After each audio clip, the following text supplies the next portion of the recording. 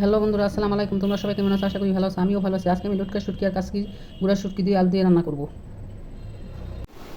লটকা শুটকি কেটে ছোটো ছোটো করে কেটে দিয়েছি, আর কাসকির গুঁড়া শুটকি এখানে এগুলো হালকা পানি দিয়ে ধুয়ে নিব। মানে বেশিক্ষণ ধুলে আবার এই শুটকি গলে যাবে। আর লটকা শুটকি গরম পানি দিয়ে ধুয়ে নিব। শুটকি আমি এখন গরম পানিতে ভিজিয়ে ধুয়ে নিব। এই যে গরম পানি।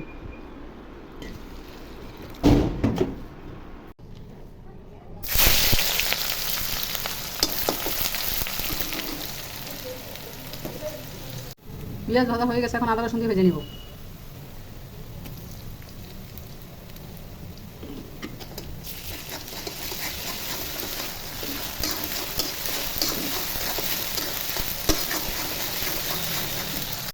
এখন হলুদ, মরিচ, ধনিয়া, লবণ একসাথে দিয়ে দেবো। একটু পানি দিয়ে কষিয়ে নিব।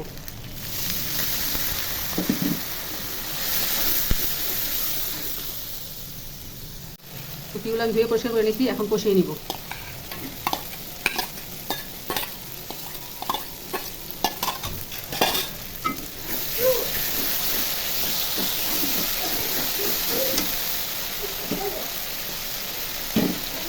পানি দিয়ে কষিয়ে নিব। এখন কাসকির গুঁড়া শুটকিগুলো এখন দিয়ে দিব।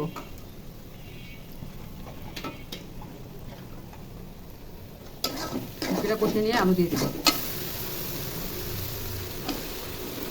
আলু কেটে ধুয়ে পরিষ্কার করে নিয়েছি।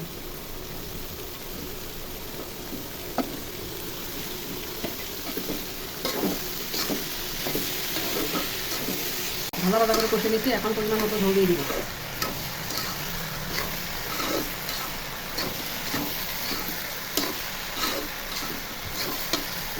এখন ঝোল দিয়ে দিব পরিমাণ মতো। নেড়ে চেড়ে ঢেকে দেবো।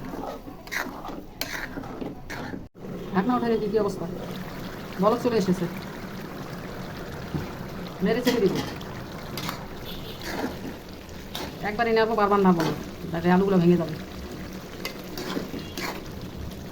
লবণ চেখে দেবো লবণ ঠিক আছে কিনা।